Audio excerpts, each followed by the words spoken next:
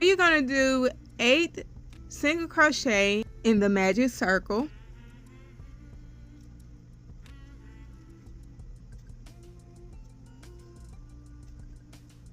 And this next step is just something I like to do because it's less likely for the ring to come undone. So I like to decrease the chances of it coming undone. Then you want to go into your first stitch and slip stitch and chain 1. That's a slip stitch and join. So now you're going to increase in all the stitches by putting 2 single crochet in each stitch.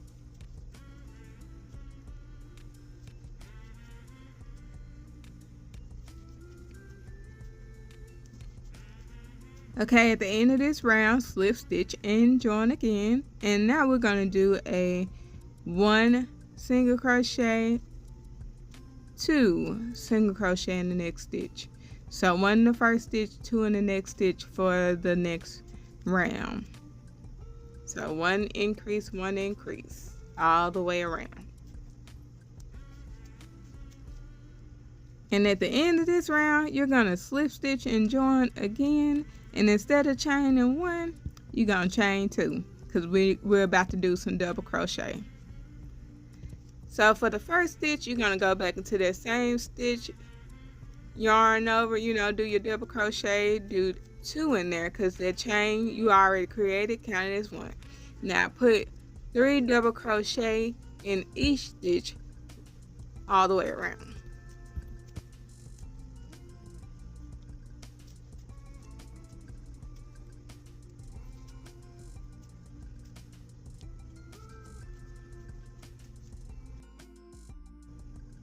Once you finish that, if you're particular, you can manipulate it a little bit to get it to look the way you want to. But if it's not ruffled enough for you, you can just do another round, or you want it bigger, do another round with 3 double crochet in there, and they'll ruffle up even more so that you won't have to manipulate it much. And I cut that because I did the double magic ring.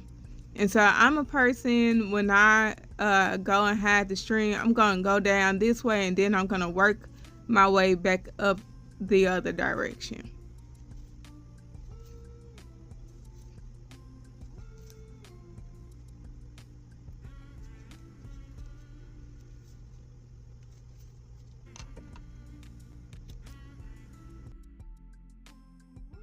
And so these are just some earring hooks I got a while back. I used to make jewelry a lot, so I bought them in bulk.